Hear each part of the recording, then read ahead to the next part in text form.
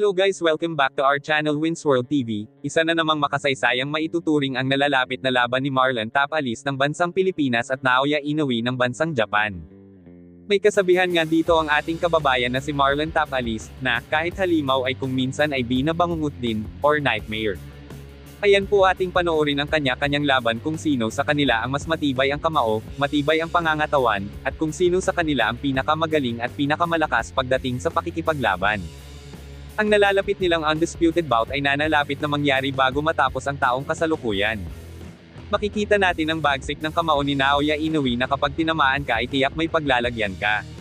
Samantala si Marlon Tapalis ay hindi rin magpapatalo dahil malakas din ito pagdating sa palakasan ng kamao.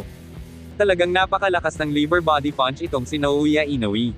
Maliban sa malakas itong si Inoue ay mabilis din at solid ang lahat ng binibitawang sintok na tiyak may kalalagyan kapag ikaw ay tinamaan. His reflexes, his counters. The speed and power of those punches from Inoue. And there's a right hand gone in too from Inoue. With a guy like Inoue, it's going to be hard to compete. So he's technically so solid. He's always in position to punch hard. Accurate puncher. He doesn't waste a damn thing. Walang makakaligtas sa lakas ng kamao ni Naoya Inoue, na tinaguri ang halimaw at bayani ng bansang Japan. Frank. You know, it's cruel and inhuman punishment to ask anybody to fight Inoue. Let's go. Inoue is like a superhero. Unbelievable.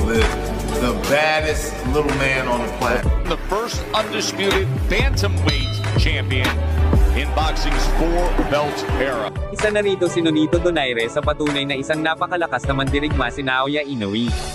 Dahil si Inoue ang tumalo at nagpabagsak sa kanya. Isa si Nonito Donaire sa hindi makapaniwala sa lakas ni Naoya Inoue, hindi lubos akalain ni Nonito Donaire na matatalo siya ng ganon kabilis lang. Sa laban Nonito Donaire versus Naoya Inoue, ay sobrang kapanabik, sobrang lakas ng dalawang mandirigma. Si Naoya Inoue ay nagkaroon ng bali sa kaliwang mata at si Nonito Donaire naman at bogbog sarado ang mukha. Isang nakakamangha na teknik ang pinakita ni Naoya Inoue kontra Nonito Donaire. Bawat suntok ni Naoya Inoue ay walang nasasayang at lahat ng target niya mapamukha man or katawan ay kadalasang pasok at tumatama sa kalaban. Gustuhin man manalo ni Nonito Donaire laban sa halimaw ng Japan na si Inoue ay hindi niya kayang talunin dahil sa bukod sa bata pa ito ay isa rin itong talintadong mandirigma. Gusto niya iuwi ang trophy tulad sa pinangako niya sa anak niya, ganun pa man kahit hindi siya ang nakakuha ng trophy ay kinausap niya ang Team Inoue para mahiram ang trophy at ipakita niya sa mga anak niya. Pagkatapos manalo ni Inoue laban kay Nonito Donaire ay nagkaroon muli ito ng rematch laban kay Nonito Donaire na pinamagat ang Naoya Inoue versus Nonito Donaire 2. Ngunit sa hindi muli inaasahan ni Nonito Donaire muli itong tinalo ni Naoya Inoue sa maikli na round.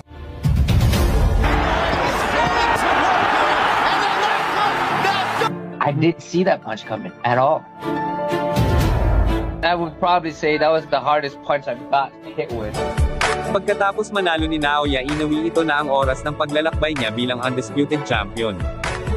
Dumako naman tayo sa iba pang mga balita.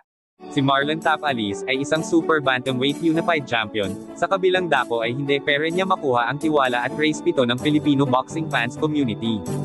Maliban sa walang tiwala ang Pinoy fans sa kanyang kakayanan, hindi niya rin makuha ang respeto at tiwala ng mga Japanese sa kanyang kakayanan. Dahil ang kampo ni Naoya Inoue ay panay peren bang babarat sa kawawang Pinoy champion na si Marlon Tapalis. Dahil ang kampo ni Inoue ay nagsabi na kapag hindi niya tanggapin ang halaga na inaalok nila sa Pinoy champion, para siya ang dumayo sa Japan, para sa unification fight ay hindi nila itutuloy ang laban niya kay Naoya Inoue. Kulang na lang sabihan nila ang kampo ng Pinoy champion na si Marlon Tapalis na take it or leave it. Parang ganun ang gusto nilang palabasan. Dahil ang kampo ni Naoya Inoue ay parang gustong unahin si John Riel Casimero para sa undisputed fight. Halatang halata naman na gustong baratin ng kampo ni Naoya Inoue ang kampo ni Marlon Tapalis.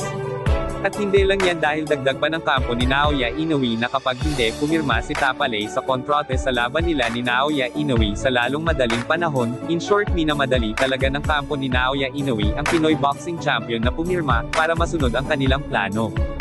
At halatang halata na dito, na ayaw na nila lumaban kay Marlon Tapalis, dahil madami silang rason. Mas priority nila ngayon labanan si John Riel Casimero angas ng Pinas Cuadro Alas. Na hindi malabo mangyari na maging Naoya Inoue versus John Riel Casimero fight.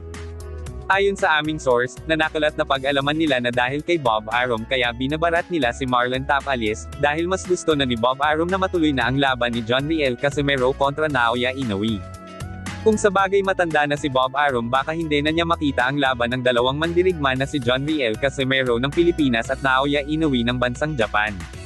Kaya minamadali na niya ang laban ni John Riel Casimero at Naoya Inoue na ikasa. Kung kayo ang tatanungin, dapat bang unahin ni Naoya Inoue si John Riel Casimero? Or ituloy niya ang laban niya kontra Marlon Tapalis? Just comment down below at huwag kalimutan mag-subscribe for more update. Thank you so much for watching. Salamat sa inyong panunood. This is Winsworld TV saying peace, love and good vibes lang lagi tayo, okay, alright.